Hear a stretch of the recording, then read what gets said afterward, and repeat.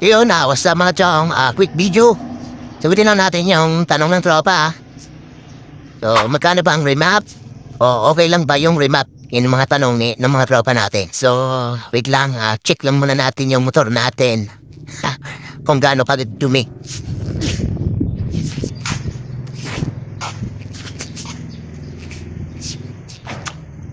Diba? Solid yung dumi niyan, mga lods. Ganyan talaga yung street bike ginagamit.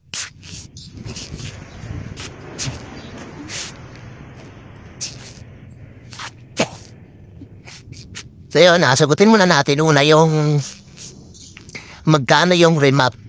So ano? So, remap chong is depende. Depende kasi yan sa tuner. So bali, meron yung mga remapper na 2.5 ganon yung kinuha nila, 2.5, 2K. Yun ang mga naaalam ko na sa abot sa remap. Tapos kung dito ka naman kay Dance, so Jordan Tech, yan yung sticker niya, 1.5 lang.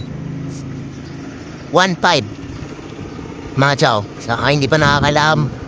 So 1.5 lang na yung remap ni Dance. Tuner din yan mga chong sa pitch bike. So kung naka-pitch bike kayo, yung programmable ECU. So kahit malayo kayo dyan, kaya niyang i-tune mga chong. Basta may laptop kayo. Pwede lang din na ipadala niyo yung stock ECU ninyo para ma-remap. So, ano ba? I-contact niyo na lang si Dance dito or Jordan Tech. Pero mas maganda kung yung mismong account niya sa Facebook. Yung ito, yan. Kaya ko dyan. Yan yung kontakin nyo para magkausap kayo. Kung malayo ka man or what, kung gusto mo talagang magpa-remap. Sige, yan. Recommend ko talaga. Pinaka the best. So next, tanong ng isang tropa kung pwede lang ba na walang remap. So hindi ko alam kung ano yung gusto niyang ibig niyang sabihin pala dito. So, ano ba, kargado yung motor tapos hindi na rin, wala nang remap, ganun ba ang ibig mong sabihin siguro, John? Kung ganun yung ibig sabihin, okay lang naman. Na kahit hindi ka naka-remap tapos kargado pa, okay lang yun.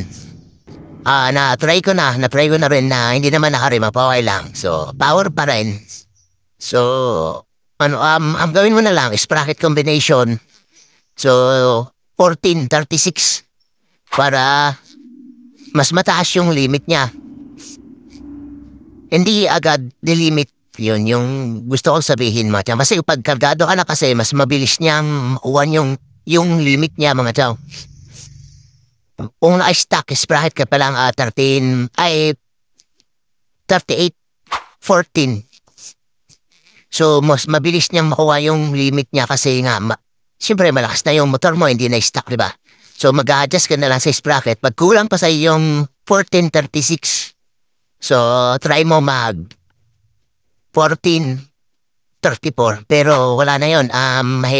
Hindi naman sa mahihirapan pero ano na yung makina mo dun pag binabiyahe mo. Pero pag naman yung lugar nyo, puro straight, patag, ganon. Okay lang yun, 1434 na sprocket para mas mataas yung limit niya. So, hindi maglilimit agad.